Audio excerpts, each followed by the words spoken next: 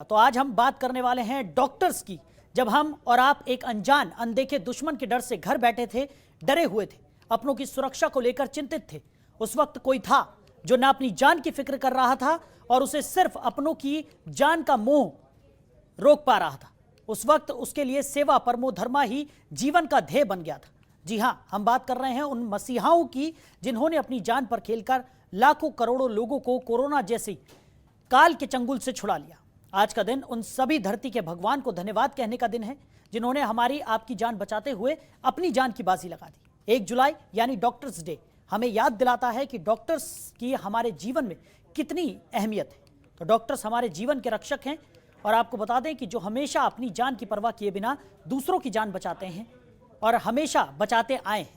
बात बहुत पुरानी नहीं है, हम सब ने यह अपनी आंखों से देखा है। कोरोना पीक पर होने के दौरान जब भारत समेत कई बड़े देशों का हेल्थ सिस्टम क्रैश कर गया था, अस्पताल फुल हो गए थे, लोगों को घरों में अपना इलाज करवाना पड़ा, ऑक्सीजन से लेकर दवाइयों तक की मारामारी थी, वहीं सांसों की टूटती डोर के बीच आपकी हर एक सांस के लिए जो लड़ रहा था वो था आपका डॉक्टर। कोरोना वायरस और आपकी सांस के बीच जो योद्धा बनकर खड़ा था और विश्वास दिला रहा था कि सब कुछ ठीक होगा, वो डॉक्टर ही था जिसने लाखों लोगों की जान बचाई। वो भी तब जब भारत में प्रति 1456 लोगों पर महज एक ही डॉक्टर मौजूद है। आज नेशनल डॉक्टर्स डे पर हमारे पास मौका है उन्हें बोलने का। Thank you doctors. अगर आपके या आपके परिवार को लेकर डॉक्टर्स के साथ कुछ ऐसा ही वाकया हुआ हो तो आप अपने डॉक्टर को जरूर थैंक यू कहें।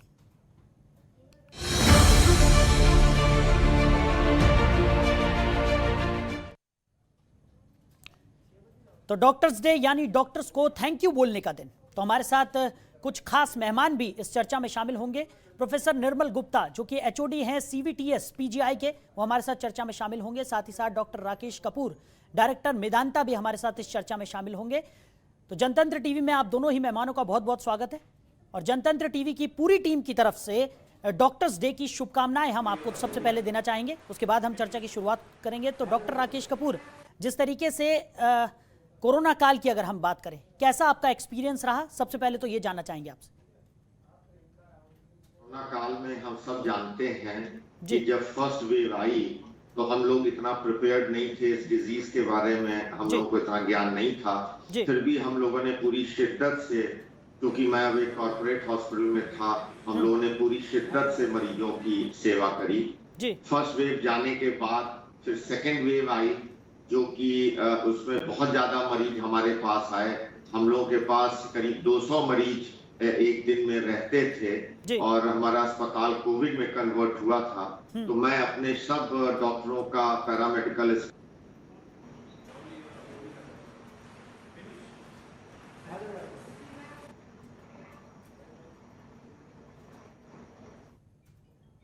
तो डॉक्टर राकेश की आवाज यहां हम तक नहीं पहुंच पा रही है, उनसे दोबारा जुड़ने की हम कोशिश करेंगे। प्रोफेसर निर्मल भी हमारे साथ जुड़े हुए हैं, प्रोफेसर निर्मल गुप्ता जो कि एचओडी हैं सीवीटीएस पीजीआई के। डॉक्टर साहब, आपका कैसा एक्सपीरियंस रहा? जिस तरीके से हम कोरोना काल की बात करें तो तमाम तरीके की चुनौतियां थी, उस बीच जिस तरीके से डॉक्टर्स ने यहाँ पर एक अलग मिसाल कायम की है, जिस तरीके से अपनी जान की परवाह किए बिना लोगों को एक रास्ता दिखाया, लोगों की जान बचाई, क्या एक्सपीरियंस रहा आपका? सही कहूँ तो बतौर डॉक्टर और पेशेंट मेरा दोनों ही तरीके का एक्सपीरियंस है जी।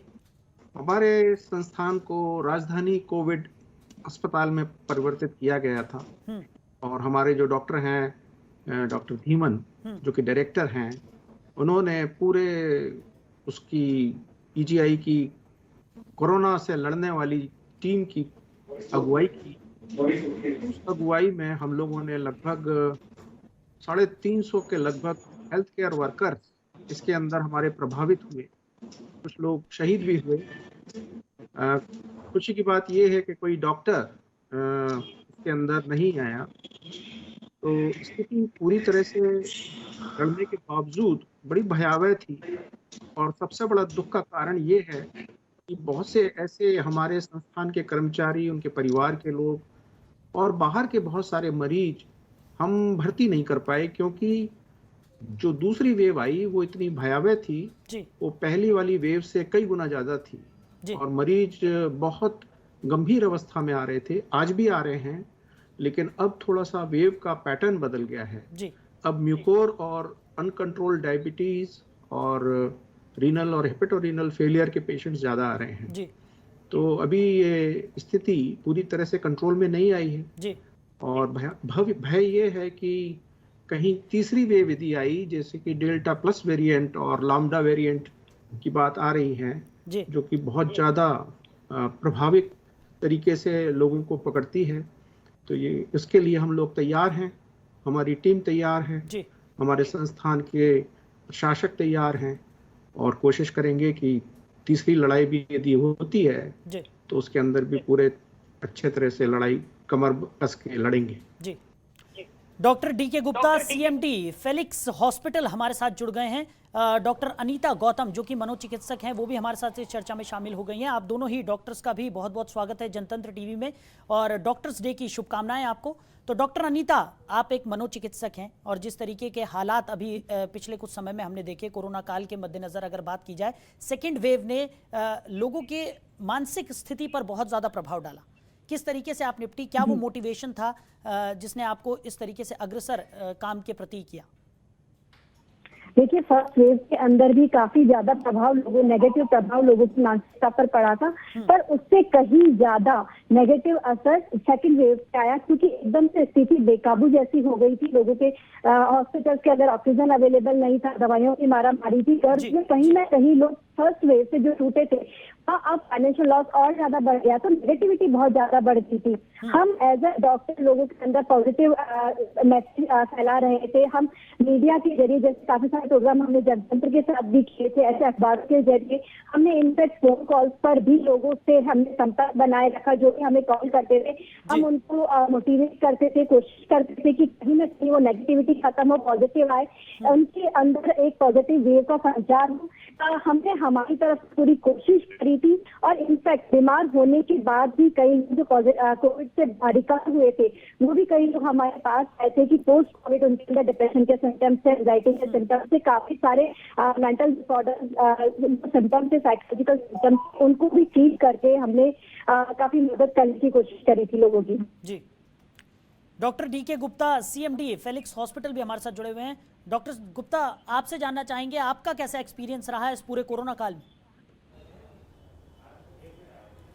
देखिए, हम सबका एक्सपीरियंस बड़ा भयावह रहा हो, चाहे डॉक्टर्स का हो चाहे आम जनमानस का हो। जी। जो पहली वेव थी उसके अंदर फियर और डर बहुत ज़्यादा था। इवन जो पहली वेव थी उस समय हमारे पास वैक्सीन अवेलेबल नहीं था, तो डॉक्टरों की मौत बहुत हुई, जो फ्रंटलाइन वर्कर्स थे, जो पैरामेडिकल स्टाफ था, नर्सेज थी, उनकी बहुत सारे लोगों की डेथ हुई, बहुत सारे लोग की सीरियस हुए, एडमिट हुए। सेकेंड वेव में अच्छी बात ये थी कि हम लोगों पर वैक्सीन अवेलेबल थी और डॉक्टर्स और फ्रंटलाइन वर्कर को वैक्सीन लग गई थी सेकेंड वेव आने से पहले। बट स्थिति इतनी ज़्यादा खराब थी, सर्ज इतनी ज़्यादा थी कि स्थिति भयावह हो गई थी, त्राहिमाम की स्थिति थी। तो कहीं ना कहीं साइकोलॉजिकली डॉक्टर्स बहुत डिस्टर्ब थे, बहुत प्रेशर में काम कर रहे थे, बेड्स नहीं थे, ऑक्सीजन नहीं थी, वेंटिलेटर्स नहीं थे। इवन एक डॉक्टर जो नॉर्मली 10-12 पेशेंट का 50 पेशेंट को देखता है वो 200-500 पेशेंट रोज देख रहा था। तो कहीं ना कहीं मेंटल ट्रॉमा डॉक्टर्स पर सेकेंड वेव में बहुत ज़्यादा था और इसके लिए हम सबको चाहिए कि कहीं ना कहीं ज़रूरत है कि हम अपने हेल्थ केयर इंफ्रास्ट्रक्चर को दुरुस्त करें कि दोबारा ऐसा कुछ होता है तो उससे पहले हमारी तैयारी बहुत मजबूत होनी चाहिए। चाहे वो डेल्टा प्लस की बात कर रहे हो, चाहे थीटा की कर रहे हो, चाहे हम लोग लैम्डा की बात कर रहे हो, नए वायरस के स्ट्रेन्स आते रहेंगे और जब भी नई म्यूटेशंस होंगी तो चांसेस हैं कि कोई खतरनाक म्यूटेशन हो, उसमें हमें हो सकता है कि दवाइयाँ चेंज करनी पड़े और जब तक हम वैक्सीन लाएं तब तक वो कहर बरपा सकते हैं। तो उस कहर से बचने के लिए हम सबको हेल्थ केयर इंफ्रास्ट्रक्चर मजबूत करने की ज़रूरत है। उसमें सरकार की इच्छा, पॉलिटिकल विल बहुत ज़रूरी है और हम जनमानस को चाहिए कि ऐसी सरकारों को चुने, ऐसे लोगों को हम लोग भेजें, प्रतिनिधियों को जो स्वास्थ्य और एजुकेशन पे काम करें, ना कि जातिवाद पे, धर्म पे और हम जो मंदिर मस्जिद इस तरह के काम करते हैं इन सब से दूर हट कर, ऊपर उठ कर हमें इस समय ज़रूरत है अच्छे हॉस्पिटल्स की, अच्छे डॉक्टर्स की, क्वालिफाइड नर्सेज की, क्वालिफाइड पैरामेडिकल स्टाफ की, बेड्स की, ऑक्सीजन की, वेंटिलेटर्स की। तो इन सब की तैयारियां करनी चाहिए और इसी से हम आगे की जान बचा सकते हैं। क्योंकि जो हमारा एक्सपीरियंस था डॉक्टर्स का हो चाहे सभी जनमानस का हो, वो एक्सपीरियंस इतना खराब था कि लोग सपने में भी दोबारा ऐसी स्थिति नहीं चाहते हैं। तो अगर ऐसी स्थिति से बचना है तो हमें अगले 5 साल में सरकार को चाहिए, जो जीडीपी पे हम लोग 1 से 2% खर्च कर रहे थे अब तक पिछले 60 साल से, उस बजट को बढ़ाए। जीडीपी का एक्सपेंडिचर 5% से ज़्यादा होना चाहिए तुरंत। और जो बड़ी बड़ी जो डेवलप्ड कंट्रीज हैं वो तो अपने जीडीपी का 10% खर्च करते हैं। तो अगर हमें सर्वाइव करना है, अच्छा हेल्थ इंफ्रास्ट्रक्चर डेवलप करना है, तो हमें जीडीपी पे बजट बढ़ाना पड़ेगा। ठीक है डॉक्टर राकेश कपूर, जिस तरीके से आपने डॉक्टर गुप्ता को भी सुना कि एक बहुत ही मेंटल ट्रामा से यहाँ पर डॉक्टर्स भी गुजरे हैं, पेशेंट तो गुजरे ही गुजरे हैं। जिस तरीके से हमने देखा कि स्थितियां जो थी बहुत ज़्यादा भयावह हो गई थी और एकदम इमरजेंसी सिचुएशन यहाँ पर कह सकते हैं कि क्रिएट हो गई थी। उस सिचुएशन को टैकल करना एक डॉक्टर के लिए भी बहुत ज़्यादा मुश्किल हो जाता है। कैसे उन सिचुएशंस को टैकल किया आपने? जैसा हमसे प्रीवियस स्पीकर्स ने कहा और मैंने आज देखा है, तो जब फर्स्ट वेव आई तो हम लोग कोविड के अगेंस्ट इतना एक्सपीरियंस नहीं थे और हम सबको जैसा मालूम था कि कोविड के लिए, स्पेशली वायरस के लिए, कोई एंटीवायरल एजेंट ऐसे अवेलेबल नहीं थे। जो भी ट्रीटमेंट था वो एक सपोर्टिव ट्रीटमेंट। तो हम लोगों ने जब फर्स्ट वेव खत्म हुई तो ऐसा प्रतीत होता था कि हम लोगों ने विजय प्राप्त कर ली। बट महीनों के अंदर हमारी सेकेंड वेव आई। जैसा कहा गया, डेफिनेटली सेकेंड वेव में शायद हम जनमानस की इतनी तरह सजग नहीं था, कोविड प्रोटोकॉल्स को इतना नहीं फॉलो कर रहा था, तो वो बहुत ज्यादा मरीज सब अस्पतालों में होने लगे। उस समय गवर्नमेंट पूरी कोशिश में लगी थी कि हम अपने सेटअप्स को और बढ़ाएं और बेहतर करें। गवर्नमेंट ने अपनी माइक्रो प्लानिंग से अच्छा मैनेजमेंट किया। धीरे धीरे ऑक्सीजन की सप्लाई जो एक शुरू में लग रहा था, जिसका कि हम पूरा ये नहीं कहेंगे कि सिर्फ गवर्नमेंट की फॉल्ट थी, क्योंकि उस समय डर के मारे बहुत से लोग हम सिलेंडर्स और इन ऑक्सीजन कंसंट्रेटर्स इन सबको घर में स्टोर करने लगे और मार्केट में वो जैसे नहीं अवेलेबल होने। लेकिन धीरे धीरे सेकेंड वेव पे भी हम लोगों ने विजय प्राप्त की। कठिन समय था। मैं अपने डॉक्टर्स का, पैरामेडिकल स्टाफ का मैं बहुत ही शुक्रगुजार हूँ कि उन्होंने अपने जान की परवाह किए बिना मरीजों को मैनेज किया और थाउजेंड्स ऑफ पेशेंट हम लोगों ने मैनेज करके ठीक करके घर भेजे। लेकिन हमको यहाँ पे ये समझना है, डॉक्टर साहब ने हमसे प्रीवियस गुप्ता जी ने बिल्कुल सही कहा, गवर्नमेंट को और ध्यान देना पड़ेगा।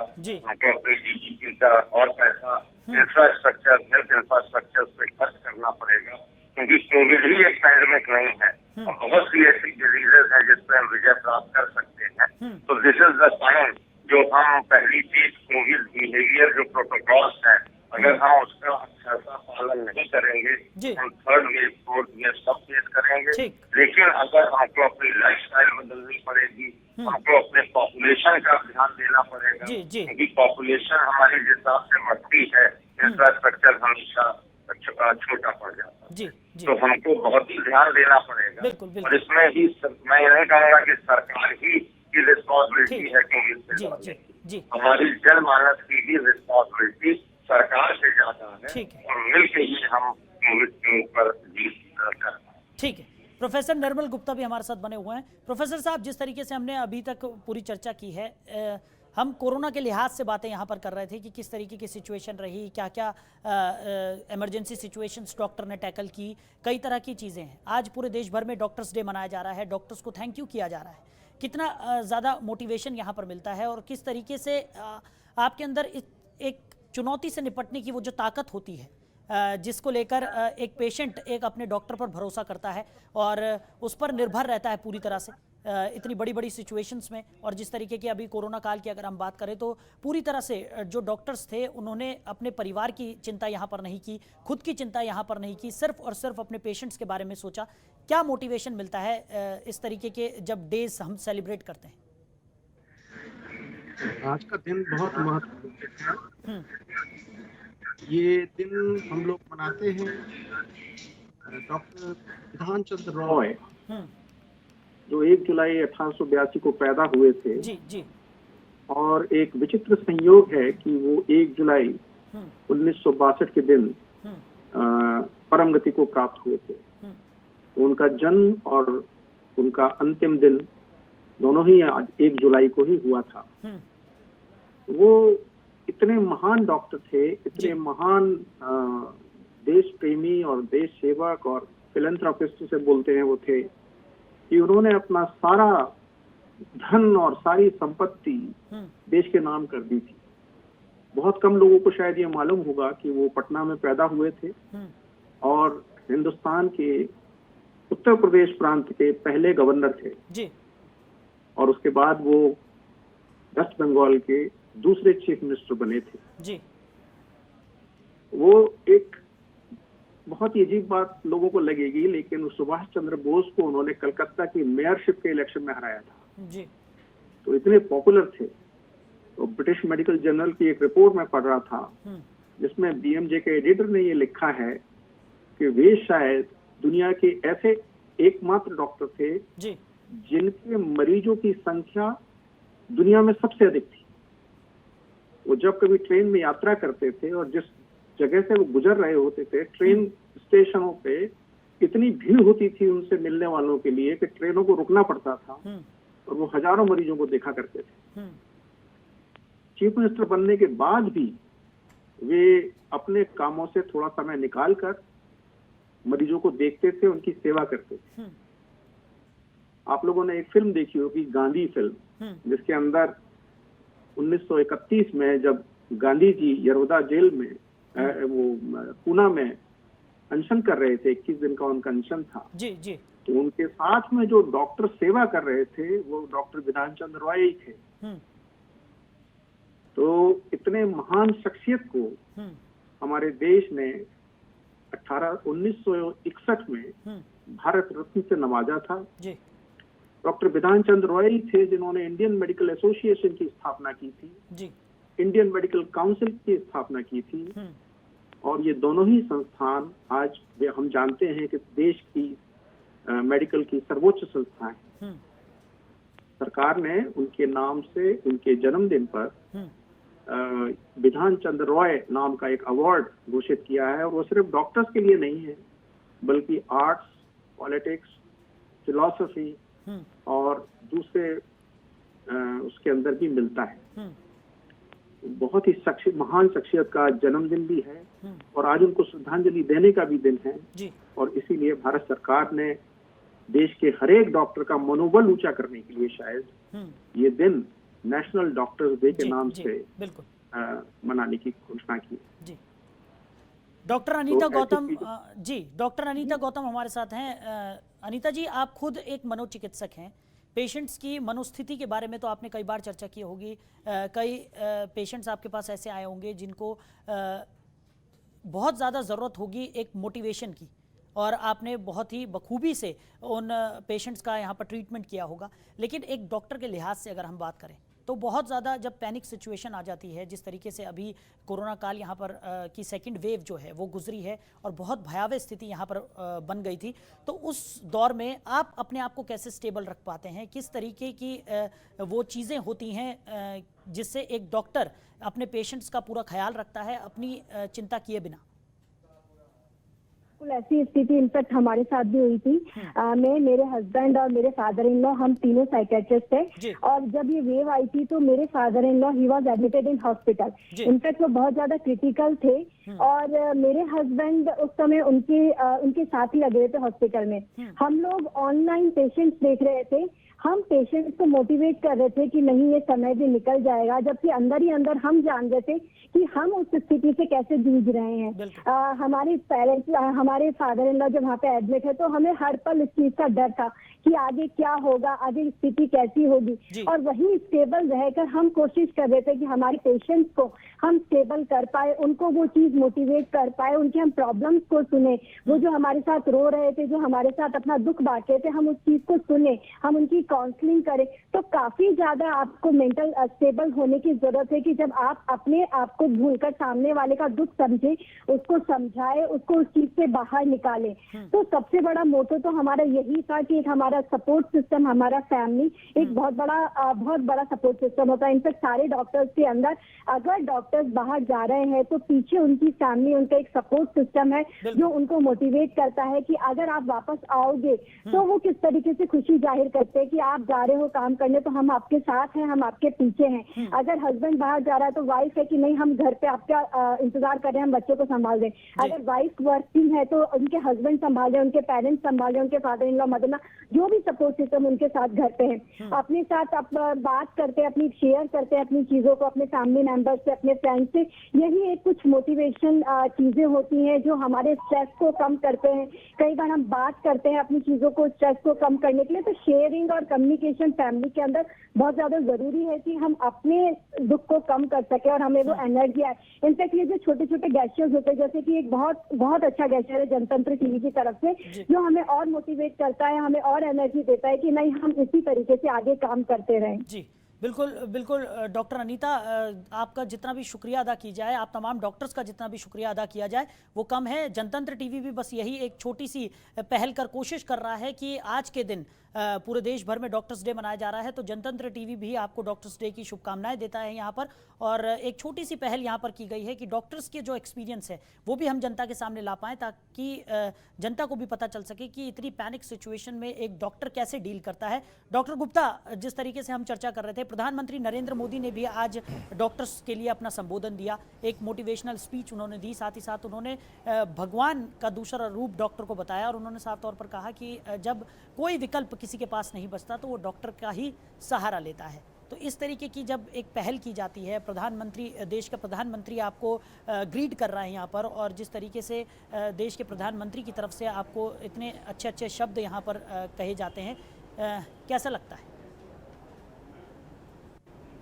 नहीं, बिल्कुल, जब देश का प्रधानमंत्री, जो देश का राष्ट्राध्यक्ष है, वो अगर आके जनता को संबोधित करे और डॉक्टर्स को बोले, डॉक्टर्स की तारीफ़ करे और डॉक्टर्स के बारे में अच्छे विचार रखे, तो कहीं ना कहीं वो विचार नीचे तक परकोलेट करते हैं, जनमानस तक जाते हैं और जनता के अंदर जो कभी कभी भावनाएं होती हैं, जो गलत दुर्व्यवहार की भावनाएं होती हैं डॉक्टर के प्रति, वो कहीं ना कहीं कम हो जाती हैं, ख़त्म हो जाती हैं। तो इसलिए ये बहुत ही अच्छी पहल है। मुझे लगता है हर वर्ष चाहे तो देश का जो भी राष्ट्राध्यक्ष या प्रधानमंत्री जी हैं वो आके जनता को संबोधित करें और डॉक्टर्स के बारे में बताएं क्या हेल्थ केयर इंफ्रास्ट्रक्चर पर हमने किया है। एक हेल्थ केयर रिपोर्ट कार्ड हम प्रस्तुत कर सकते हैं हर साल इसी दिन। हम चाहे क्यों नहीं इसको पॉजिटिव वे में हम क्रिएट करते हैं इस दिन को। डॉक्टर्स डे तो है ही है, हम इसको हेल्थ डे बनाते हैं, देश का डॉक्टर डे बनाते हैं कि हम लोग डॉक्टर्स को एम्पावरिंग करने के लिए क्या कर रहे हैं, हॉस्पिटल को कैसे एम्पावर कर रहे हैं, इंफ्रास्ट्रक्चर कैसे डेवलप कर रहे हैं, क्या अगले 1 साल का प्लान है हमारा, हेल्थ कौन से हॉस्पिटल डेवलप करेंगे, क्या आईसीयू बनाएंगे, कितने वेंटिलेटर्स बेड करेंगे, क्या करंट रेट्स हैं अभी, कौन से हम लोग चेंज करने वाले हैं, उनको मोर्टेलिटी रेट कितनी इंप्रूव करने वाले हैं। तो अगर इस तरह की पॉजिटिव पॉलिटिक्स करेंगे, पॉजिटिव संदेश जाएंगे जनता के बीच में, तो कहीं ना कहीं जो जनता के बीच में, डॉक्टर्स के बीच में थोड़ा बहुत जो रहता है मनमुटाव भी रहता है कभी कभी, तो वो भी कम हो जाता है और उससे मुझे लगता है बॉन्डिंग अच्छी होती है, संबंध अच्छे होते हैं। और ये देश के लिए हित में है, हम सबके हित में है कि डॉक्टर्स और जो जितने भी जो जनसंख्या है पूरे देश की, सब लोग मिलके एक उद्देश्य से काम करें कि मुझे देश का स्वास्थ्य अच्छा करना है, देश के हर व्यक्ति का स्वास्थ्य अच्छा करना है। अगर ऐसी सोच के साथ हम सब लोग चलेंगे और सरकार उसमें सपोर्ट करे, क्योंकि हमारे देश में जो हेल्थ केयर इंफ्रास्ट्रक्चर है उसमें प्राइवेट सेक्टर का बहुत बड़ा रोल है। 70% डॉक्टर्स, लगभग 80% ओपीडी के पेशेंट, लगभग 70%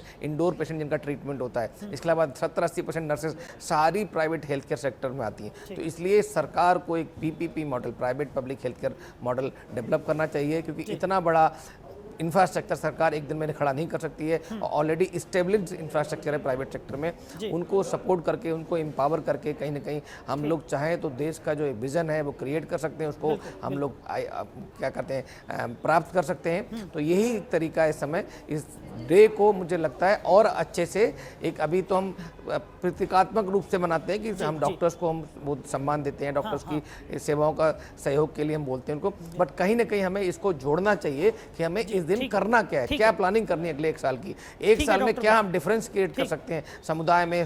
जी डॉक्टर राकेश कपूर, आपसे मेरा एक सवाल रहेगा, जिस तरीके से अभी कोरोना काल में कई डॉक्टर्स ने अपनी जिंदगी को भी खोया है, हमने देखा कि अपनी जान की परवाह किए बिना वो पेशेंट्स का ट्रीटमेंट यहाँ पर करते रहे, और कई ऐसे डॉक्टर्स थे जो अपनी फैमिली का एक लौता सहारा थे, या फिर ये कह सकते हैं कि कोई भी डॉक्टर जिसने अपनी जान यहाँ पर कोरोना काल में खोई है, उनके परिवार को लेकर किस तरीके की यहाँ पर मदद की उम्मीद की जा रही है, और क्या चाहते हैं आप लोग कि कैसे डॉक्टर के एक परिवार को सहारा दिया जाए? नहीं, देखिए ये सच है कि एक स्वस्थ समाज वो समाज होता है जिसमें हमारा हेल्थ सिस्टम अच्छा होता है और हमारा जनमानस स्वस्थ होता है। और पब्लिक को भी ये समझना पड़ेगा कि डॉक्टर्स का एक बहुत नोबल प्रोफेशन है और डॉक्टर कभी नहीं चाहता है कि उसका मरीज खराब हो। जैसे एनेक्डोटल रिपोर्ट्स हमने देखा, लड़ाइयां हो जाती हैं, लोग डॉक्टर्स को उल्टा सीधा कहते हैं। ऐसा पहली चीज जनमानस को भी ये सोचना होगा कि डॉक्टर कभी भी मरीज का बुरा नहीं चाहता है। हालात ऐसे होते हैं, बीमारी ऐसी होती है कि उस समय हम जीवन शायद सब एफर्ट्स के बाद भी बचा नहीं पाते हैं। और जैसा आपने कहा, ऐसा करते हुए हमारे बहुत से डॉक्टर्स ने अपना जीवन भी उनको दान देना पड़ा। तो हम लोगों का सबका ये उद्देश्य और हम लोगों का ये एक रिस्पॉन्सिबिलिटी है कि जिन्होंने अपना देश के लिए, बीमारी के लिए, लोगों को जीवन देने के लिए अगर अपना जीवन का त्याग किया है, तो सरकार लेवल पे, हम लोगों के जनता के लेवल पे, हम सब लोगों की ये रिस्पॉन्सिबिलिटी है कि उस फैमिली को हम पूरा सपोर्ट कर सकें। तभी डॉक्टर लोगों का मनोबल बढ़ेगा और वो दिल से सेवा कर। चलिए डॉक्टर राकेश, आपका बहुत शुक्रिया हमारे साथ जुड़ने के लिए और इस तमाम चर्चा के लिए। समय की कमी के चलते इस चर्चा को हमें यहीं विराम देना होगा। प्रोफेसर निर्मल गुप्ता भी हमारे साथ जुड़े हुए थे, आपका भी बहुत शुक्रिया हमारे साथ जुड़ने के लिए। डॉक्टर DK गुप्ता हमारे साथ थे, आपका भी बहुत शुक्रिया हमारे साथ चर्चा में शामिल होने के लिए। डॉक्टर अनीता गौतम जो कि मनोचिकित्सक हैं, डॉक्टर अनीता आपका भी बहुत शुक्रिया हमारे साथ इस चर्चा में शामिल होने के लिए। तो जनतंत्र टीवी की तरफ से एक बार फिर से डॉक्टर्स डे के उपलक्ष्य में आपको बहुत बहुत शुभकामनाएं और तमाम डॉक्टर्स को जो भी ये प्रोग्राम इस वक्त देख रहे हैं उनको भी जनतंत्र टीवी की पूरी टीम की तरफ से डॉक्टर्स डे की हार्दिक शुभकामनाएं। तो जिस तरीके से कोरोना काल में डॉक्टर्स ने अपना योगदान यहाँ पर दिया है, जितना भी धन्यवाद डॉक्टर्स का किया जाए उतना कम है, लेकिन फिर भी जनतंत्र टीवी की तरफ से ये छोटी सी कोशिश यहाँ पर की गई कि हम अपने जो ये डॉक्टर्स हैं उनका धन्यवाद यहाँ पर कर पाएँ और उन्हें एक तरह की शुभकामना हम अपनी तरफ से दे पाएं। तो फिलहाल इस चर्चा में मेरे साथ इतना ही। आप बने रहिए और देखते रहिए जनतंत्र टीवी। नमस्कार। खबरों के निष्पक्ष विश्लेषण के लिए सब्सक्राइब करें Jantantra TV and press the bell icon. Never miss any update.